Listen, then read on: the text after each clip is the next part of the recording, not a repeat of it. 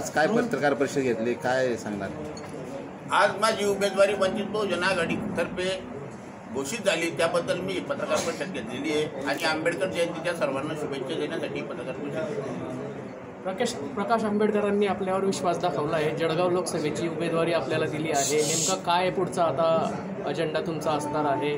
माझा अजेंडा असा असणार आहे मित्रांनो, की ज्या छत्रपती शिवाजी महाराजांचं नाव घेऊन काही पार्ट्या मतं मागतात, परंतु त्या छत्रपतीचा वंशज उदयनराजासारख्यांना 2-2 दिवस दिल्लीत भेट होत नाही.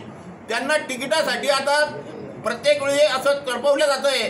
तर हे जे फक्त शिवाजी महाराज, बाबासाहेब आंबेडकर, हिंदू मुस्लिम म्हणजे हा सर्व जो वाद निर्माण करून ही जी काही लोकांची प्रस्थापितांची जी मक्तेदारी झाली आहे, जी हुकुमशाही झाली आहे, ही मोडण्यासाठी माझी उमेदवारी आहे. तुम्ही राष्ट्रवादीच्या पण संपर्कात होता, पण शरद पवारांनी तुम्हाला काही साथ दिली नाही असं तुम्ही बोलताना म्हटले. नेमकं काय? मी राष्ट्रवादीच्या संपर्कात नव्हतो, मी राष्ट्रवादीमध्ये होतो, परंतु आता तिकीट मागण्यासाठी मी जाणून बुजून गेलो होतो की तुम्ही माझ्यावर अन्याय केला आहे, तर रावेर लोकसभेची उमेदवारी जर तुम्हाला निवडून आणायचं मला द्या. तर ते जे प्रस्थापित पुढारी आहे त्यांना मी सांगायला गेलो होतो की तुम्ही माझ्यावर जो अन्याय केला आहे, मी पार्टीमध्ये एवढं काम केलं, जर माझ्यावर अन्याय केला आहे, तो अन्यायाला जर तुम्हाला दूर करायचा असेल, आणि हे बघा परमेश्वराचं जैसी करणी वैसी भरणी आहे. मी राष्ट्रवादीत असताना राष्ट्रवादीच्या नेत्यांनी हे जाहीर केलं होतं की प्रफुल्ल हे आमच्या पार्टीचे सभासद नाही. आज परमेश्वराने असा टाईम आणला की शरद पवारच याच्या पार्टीचे सभासद नाही.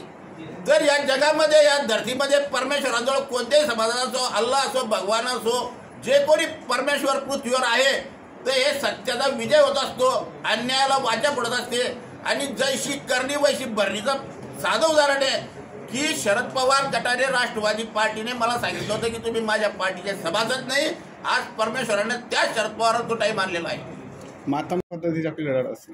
मातंबर, मी तेच सांगतोय, मातंबराविरुद्ध हे अल्पसंख्याक समाजाची लढाई आहे. मातंबर विरुद्ध हे प्रस्थापित पुढारी आहेत, त्यांच्या विरुद्ध हे गोरगरीब जनतेची लढाई आहे मित्रांनो. 3 मंत्री असणार आहेत, त्यानंतर एकनाथ खडसे पण भाजपमध्ये कमिंग बॅक करणार आहे. एक मोठं आव्हान आपल्या समोर असणार आहे. कसं पेलाल हे आव्हान? मी तेच सांगतोय की आत्मा ही परमात्मा आहे. जर माझी आत्मा जिवंत आहे, अशीच मी आपल्या जळगाव जिल्ह्यातल्या प्रत्येक मतदाराला माझं आव्हान आहे की तुमची आत्मा जागृत करा. कोण मंत्री, कोण संत्री, कोणीच नाही. हे जे मतदार आहे हे सर्वश्रेष्ठ आहे आणि ह्या मतदारांच्या हातात जी पॉवर आहे ती सत्ता बसवण्याची ताकद आहे.